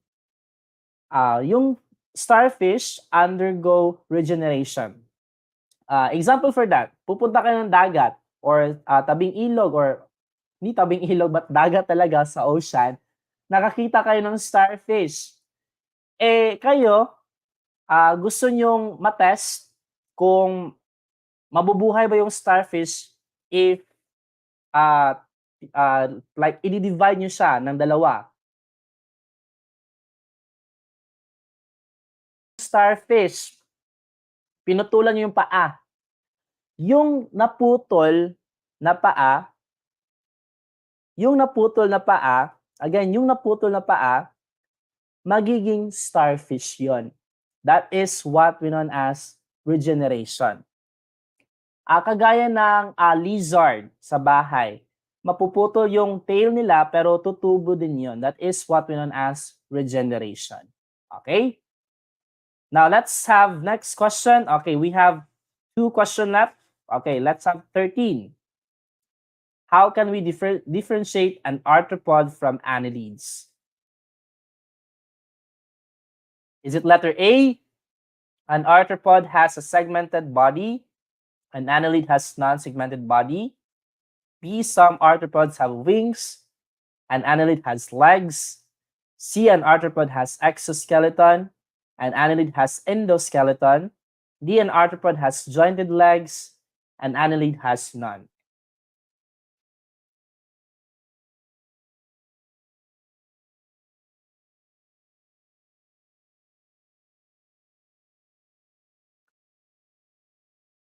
Okay, by the way, it's already 9 pa na pala, so this is our last question for this evening. Okay, how can we differentiate an arthropod from annelids?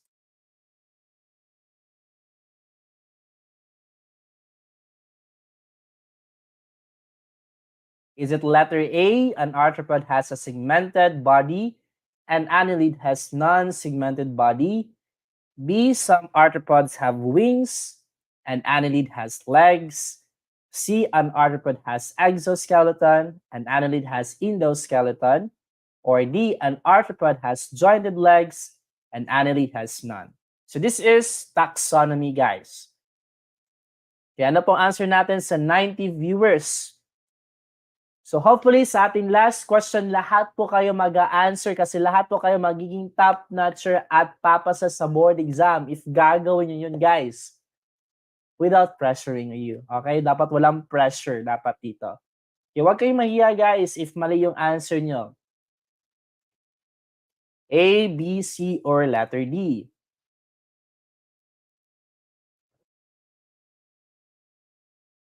Arthropod from annelids. Ano bang kaibahan ng dalawa?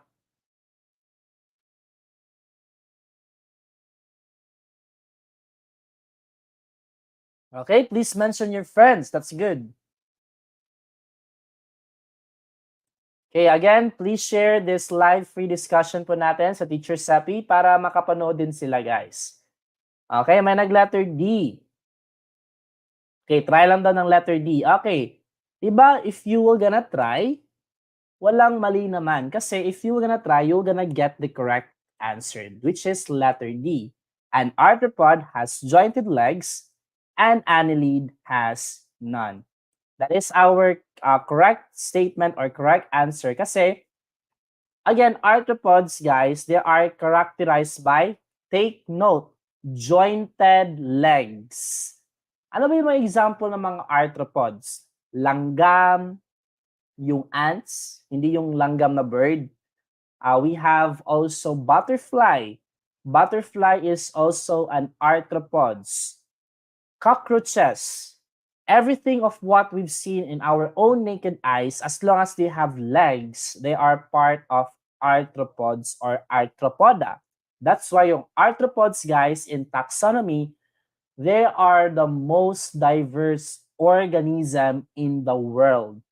Kasi even a small organism, they are part of arthropods because they have jointed legs. Yung annelid naman, wala silang jointed legs. So that's the difference between an arthropod from annelids. That is letter D, delta. And that's the end of our run through for this evening, guys. Hopefully, may natutunan kayo sa ating free live discussion ngayon. And I would like to see you for another live discussion, hindi dito sa Teacher Sappy, but in a private page na ginawa natin. So hopefully, guys, makikita-kita po tayo doon. Okay, thank you so much. Okay, Coach, tapos na po ako. Nandiyan ba si Coach? Okay, out of 13, guys, ilan yung score nyo? Gusto ko malaman. Out of 13, ilan yung score nyo? May naka 13 out of 13 ba? Naka 10 out of 13? And guys, if you're gonna enroll here in Teacher Sappy, madami pa kayong matutunan. And also, we have new questions or new set of questions na lumabas din sa board exam last year and also this year, March 2023. And this week na pala or maybe next week, will be the result yung nag-take ng board exam noong September 2023. Hopefully, all of them will be teachers and top-notchers. But kayo guys, next year pa kayo, so you have long break to study and to review. And I think most of you here, or some of you, or maybe 2% or 20%, I don't know what it is. Some of you here is nag-review center. That's good. But maybe most of you here nagsi-self-review lang. And this is the opportunity for you to enroll here in Teacher Sappy. Kasi kami lahat dito, mga lecturers, even though this is just an online platform, wala pang F2F, by God's grace, hopefully next year mayroon na. We are still helping students. We really do our 100%. Magbibigay kami ng mga review materials. Hindi po kayo iiwanan ng Teacher Sappy. Okay? And hopefully guys, makikita pa tayo dito sa ating live free discussion sa General Science. And hopefully next year, if matatapos na yung board exam nyo, ayaw ko na kayo makita dito. Gusto ko kayo makita sa public school na nagiging guru na kayo, nagtuturo na kayo ng mga estudyante. By God's grace. Okay, thank you so much guys. Thank you so much. Thank you so much. Okay, Teacher Sappy, Coach, tapos na po ako. Bigay ko na po sa inyo yung table or yung live natin.